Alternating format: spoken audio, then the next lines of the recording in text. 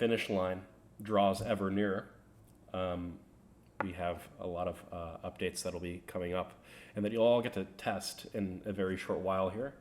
We have the doctor, as per usual. He's going to run us through everything. And we're going to go over what is going on in the lead up to the network coming back online. We're going to tell you maybe when the testnet will be live so that you guys can go ahead and try all the new bells and whistles that we have planned for you. And to tell us all about it, we have the doctor here. How's it going, John? It's going fantastic. I just got back from California, where I sort of visited LA and San Francisco. Or it was a work trip. But yeah, I just kind of landed at about 4 hours ago, London Heathrow, and now I'm back in Cambridge, so feeling good. I've only ever landed at Gatwick. How does Heathrow compare? Is it much better?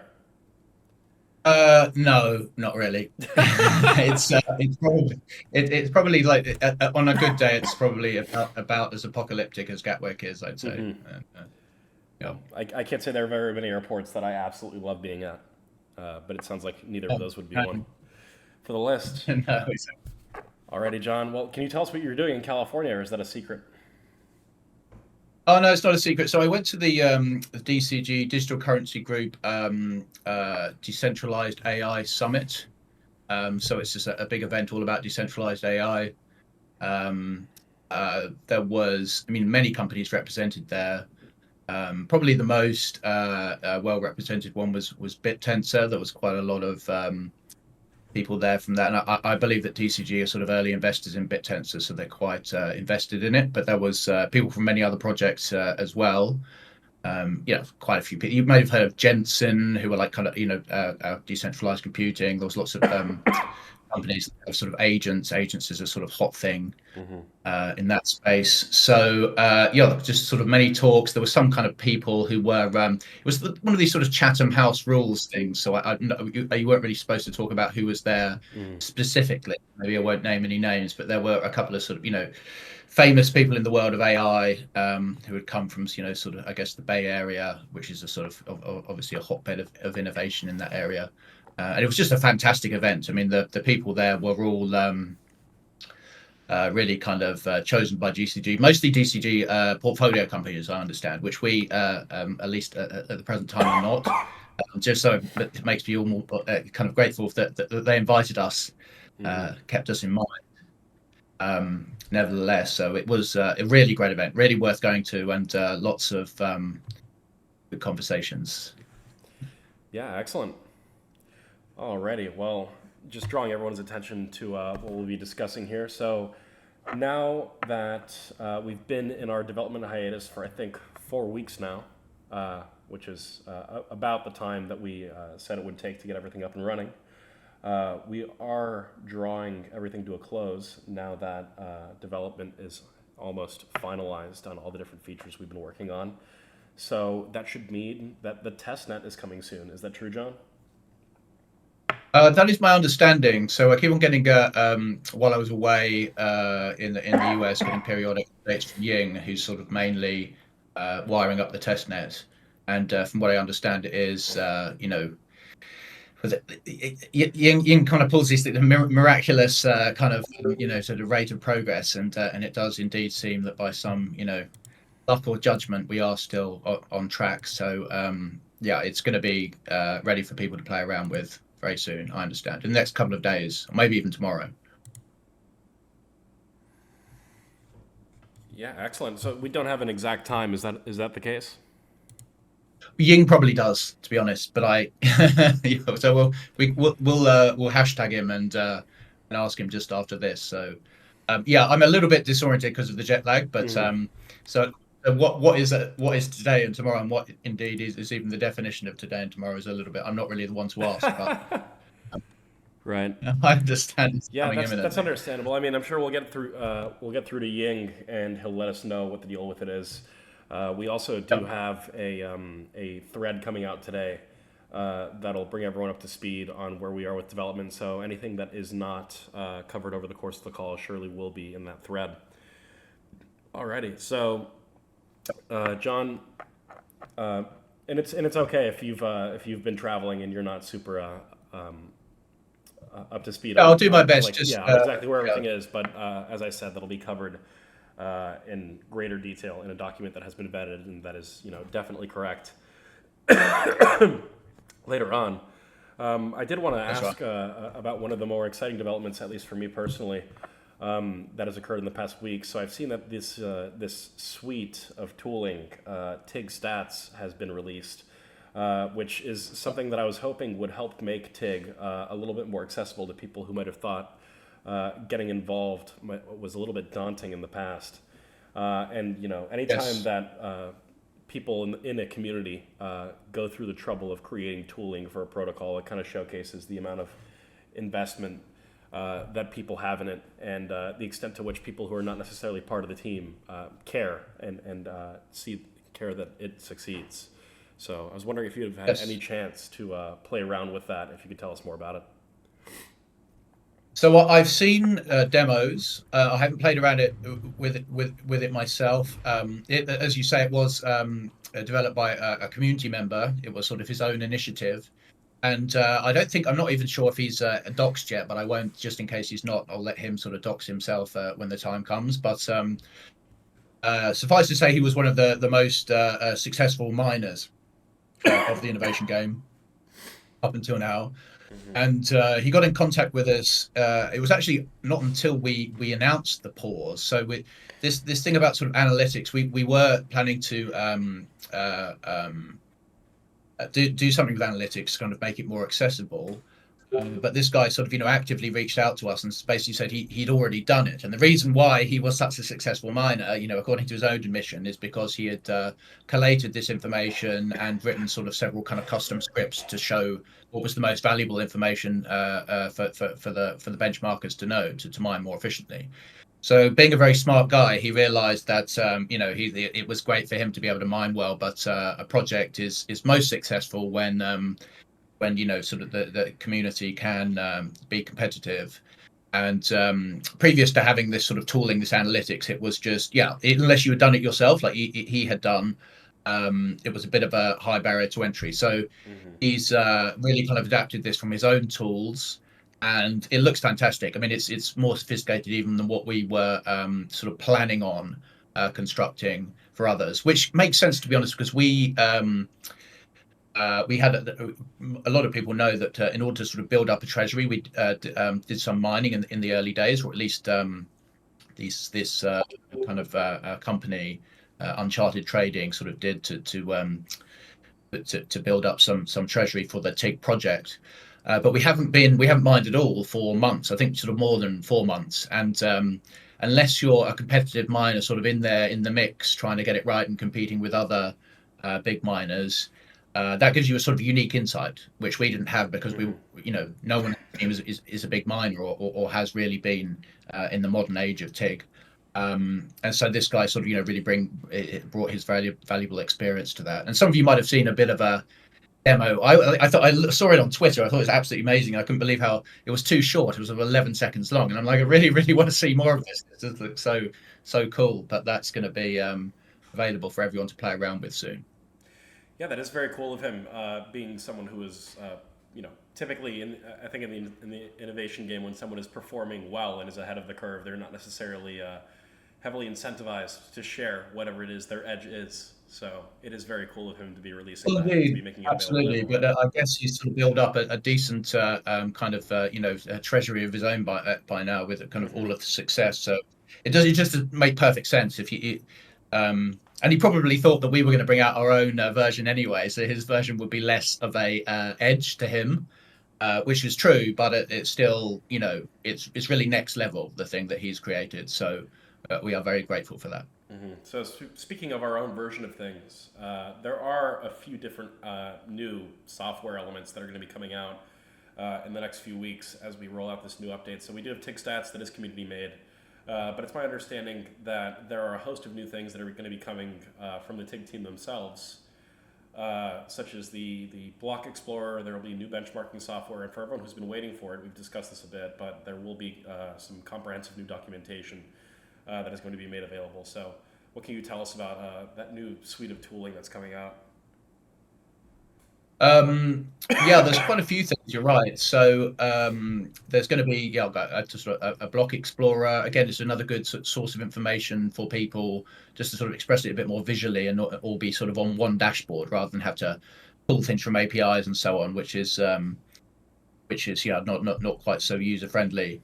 There are sort of new features, as you say, some of the benchmarkers are going to be updated in order to favor certain kind of behaviors, things like um, uh, algorithms which are tend to get sort of more solutions per solution that you try. Are going to be sort of kind of rewarded more. So there's a situation. As you probably realise, that for a while that the innovation game worked, whereby whoever could find the most valid solutions, assuming they kind of had a reasonable balance across the different challenges, would earn the most rewards. And a subtlety that we are planning on adding to that is it won't just be the sort of sheer number of solutions. Another thing that will be taken into account is the fraction of instances that people attempt, which result in a solution. So it's almost a sort of quality measure. So rather than having just sort of brute force, not pure number of solutions of the correct difficulty that you can find, it'll be that if you have sort of fewer unsuccessful attempts, that would also benefit you. And one of the reasons why this is important, just to give you a bit more background, is that in the real world, you're often sort of given a problem that you want to solve, with potentially with one of the algorithms in TIG, so some kind of real life thing, a real version SAT problem, or a real life instance of vector similarity search.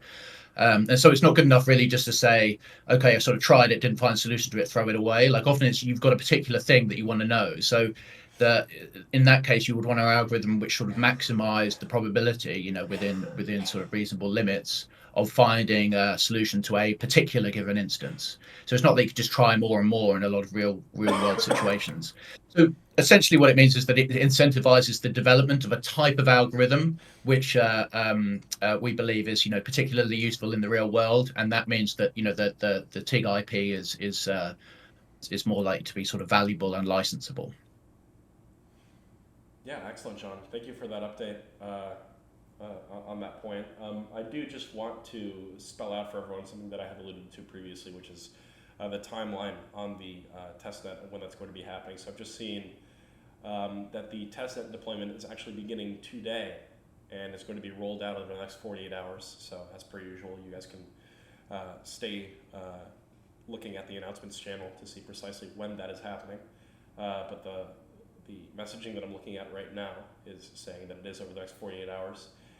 And pending everything running smoothly on the community testnet and everything functioning as intended, it is our intention to relaunch mainnet the following week. So the first week of December, if all things go according to plan, you guys will be able to look forward to that. And congratulations, everyone who's in the call is the first person to hear it. Moving on, John, I do want to touch upon an upcoming challenge that we have as part of one of our anti-botnet measures that we're going to be rolling out. So we have the GPU challenge coming out in the next few weeks, I think. What can you tell us about it? Yeah, so there's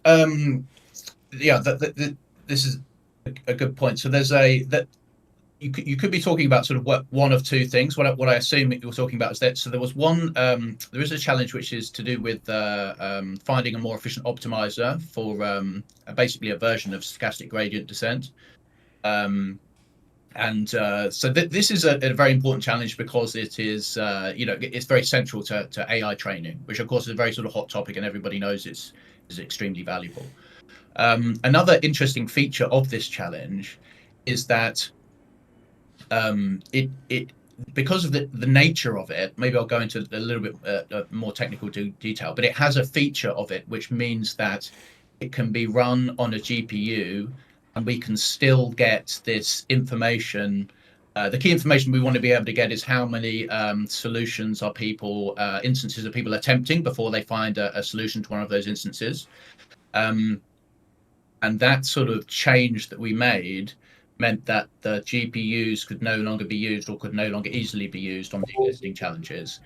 But this gradient descent one it has a feature which means you can use a GPU on it and you can still get that information. So this sounds a little bit abstract, but just to give you a very high level explanation, the reason is because it's a sort of, the challenge is a kind of a continuum. So you've got this sort of point which is moving around on the surface, and you want it to sort of find lower and lower values on the surface, basically sort of sink down and further. And because the surface is a sort of you can be like anywhere on a surface, so that if you try to specify exactly where you were, it would be sort of almost like an infinite number of decimal places. And so it's not really a kind of discrete thing. It's almost like it is discrete, but it approximates a continuum. And because you have all of those decimal places, it means that your sort of route as you move around the surface trying to find the low value is unique to the method that you're using. So it gives you a kind of fingerprint of the method for free automatically.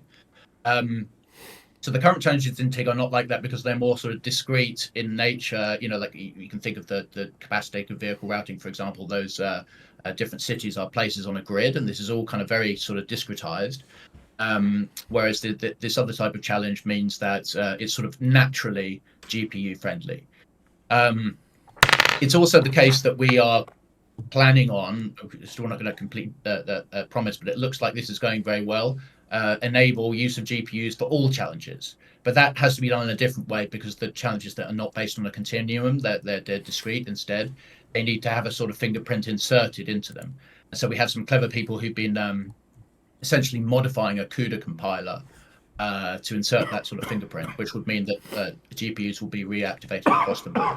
So that's something which is not, we're not kind of setting a date for that yet. But the thing that's going to happen first is this AI related challenge.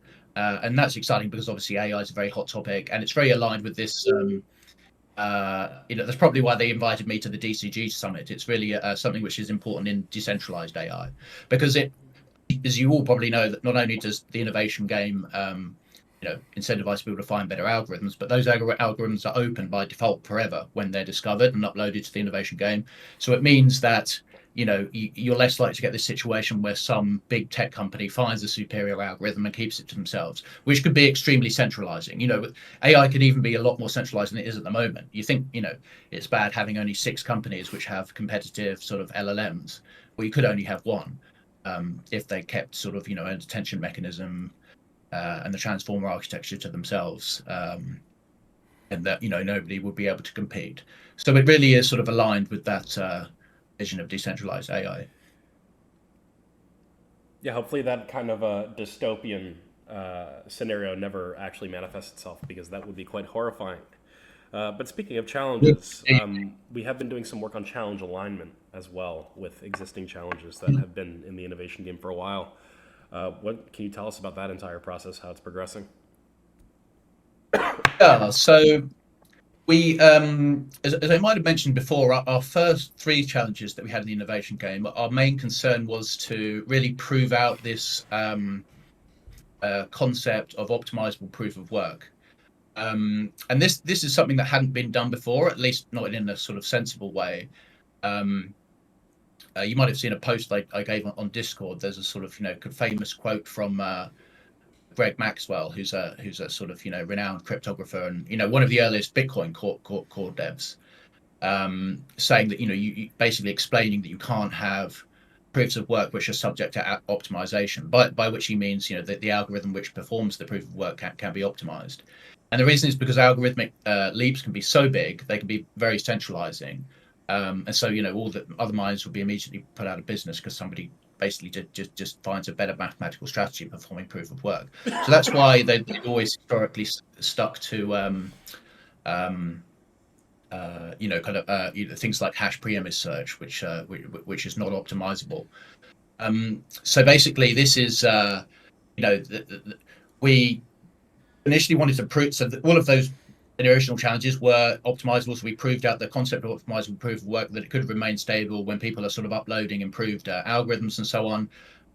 But because of their sort of nature, we didn't want to get too complicated too quickly, and it does mean that we should they're in need of a bit of update to basically make the problems slightly closer to the ones that are most useful in the real world. So it's still sort of knapsack, and it's still capacitated vehicle routing and so on, but it's just that there are different sort of variants of these challenges. and we're tweaking them to make them slightly more elaborate ones, because those are the ones which have the most demand kind of in industry and are just more sort of interesting mathematically, rather than the kind of relatively simplified versions we were using at the beginning. And so I understand that. So the knapsack one has been done. Capacity vehicle routing is sort of in flight. The chap who's mainly working on it told me he'll have a draft to me, I think, tomorrow, and we'll try and release that to the community pretty soon, so people can get sort of early eyes in that. But yeah, we're just sort of finessing them to make them more realistic. Yeah, very cool. And moving on to the last two things that I wanted to talk about. So we've gone over proof of deposit and the delegation system that's going to complement it pretty extensively over the past few calls. I don't want to spend too much time on that. But for those who have not been in the calls or seen the threads, very quickly, all it means is that miners are going to have to hold TIG tokens that are going to be proportional to their mining power. People who have tokens that aren't the miners, they can delegate to miners in exchange for a shared reward that they're all entitled to as a consequence of their delegation. And there's going to be minimum holdings that are required for accepting delegations. So you can't just have no tokens and then tell other people, hey, you can delegate yours to me in exchange for a reward, is my understanding. But also, we do have the mining pool update coming up, which is something that a few people have been asking for. This is a big step, or a big leap rather, when it comes to making TIG more accessible to new entrants who want to participate in benchmarking. How has the update been progressing so far, and can we expect to see that live on the testnet? I think that's a good question. Whether the mining pool tooling is going to be made available on the testnet, I would have to double check with Ying, but my guess is no on day one, because the thing is about mining pools is they are very much an extra layer of complexity on top of what we already have, and so because the mining itself is having a bit of an overhaul, we really want to get that settled first.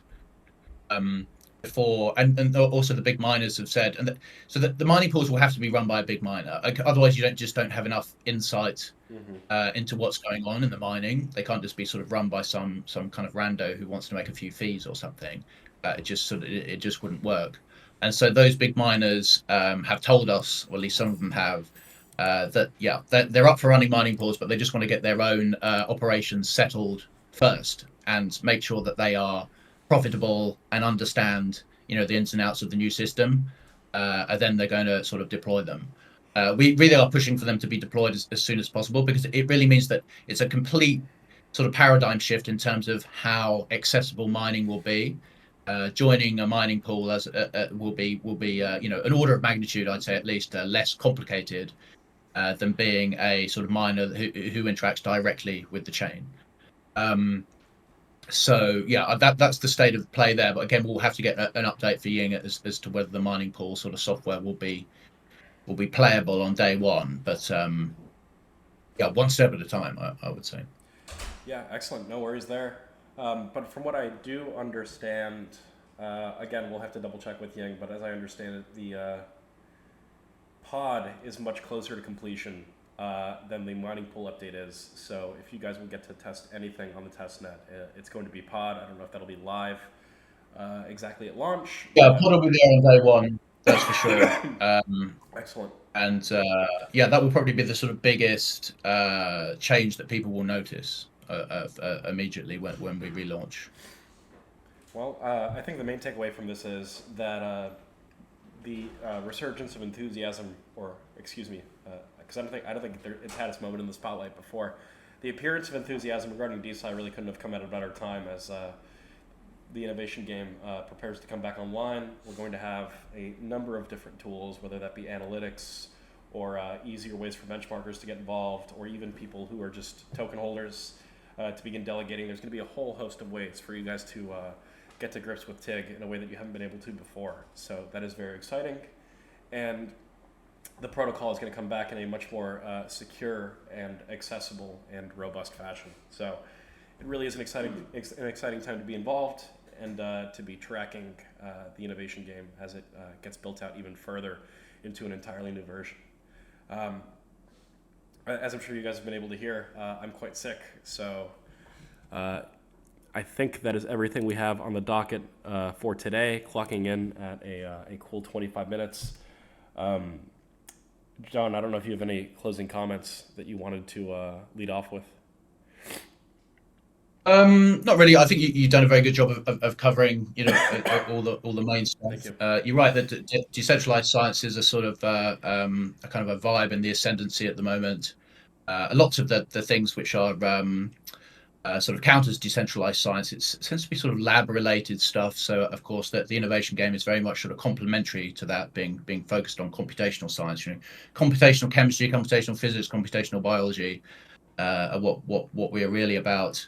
And yeah, but it is great to see, the whole kind of spectrum of enthusiasm for decentralized science, and also, as you might have seen in the headlines recently, Google DeepMind, for example, are making a big play of the role of AI in science.